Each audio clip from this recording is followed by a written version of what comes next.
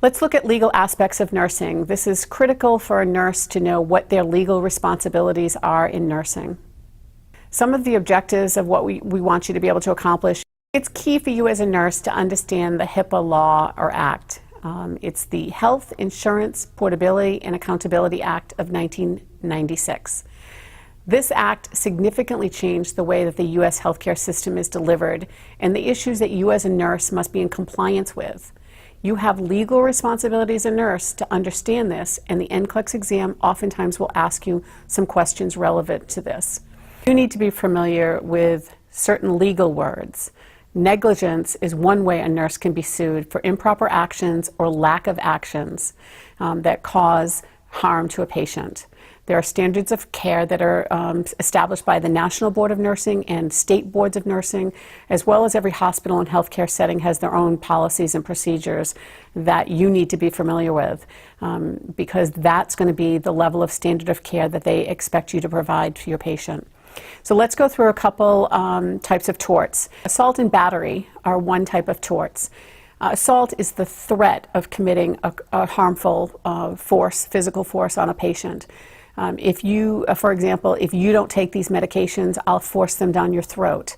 I know that sounds absurd, but in fact, nurses have been overheard saying those things. In this day and age, when nurses are stressed, they're overworked, they're short-staffed, they're working with challenging patients or challenging families, you do lose your patients at some point in time occasionally. Hopefully not to this level, because the nurse could be sued for assault. For battery, it's a physical touching against a patient's will. So holding a patient's wrist too tight or their chin when you're trying to give them medication. If anything left a bruise, you could in fact be charged with battery. And patients oftentimes are taking blood thinners that make them bruise much easily.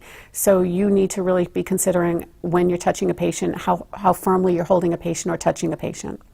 The next one would be false imprisonment. It's the unlawful restraint of a patient against their will. Preventing a patient from leaving a certain area, such as their room.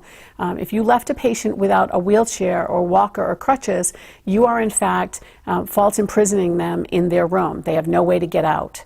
I know that might seem a little extreme, but you really need to think about a nurse saying, well, fine, I'll be back, and then not realizing that the patient doesn't have any way to get out of their bedroom. Defamation of character. Statements are made by individuals that cause harm to another's reputation. Oftentimes that could be if you're making a statement against a coworker, or you're making a statement against a boss, or you're making a statement against a family or family member. That could be a problem and could be perceived as defamation of character. Invasion of privacy and confidentiality. This is where the HIPAA law, the HIPAA Act really comes into play. They're critical legal and medical issues. The patient has a right to expect that their property will be left alone. In addition, you're not above the law if you give out any information about a patient without their consent to a family member, to other healthcare providers, or to the media. If a patient has not given you signed consent to share any information about their health care, you are not allowed to do that. This is where HIPAA is most important and most stringent.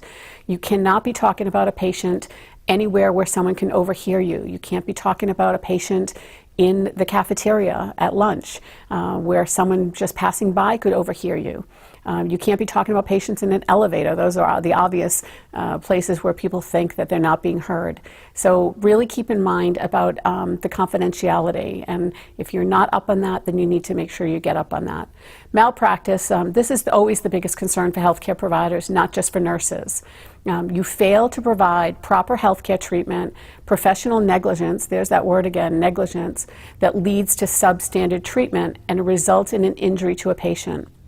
Perfect example would be an OBGYN who doesn't make a decision to do a cesarean if the mother or the baby is in distress. They can be sued for malpractice. They didn't make that decision. So we're going to move on to the next, and it's a scenario that we want to talk about as far as some legal possibilities.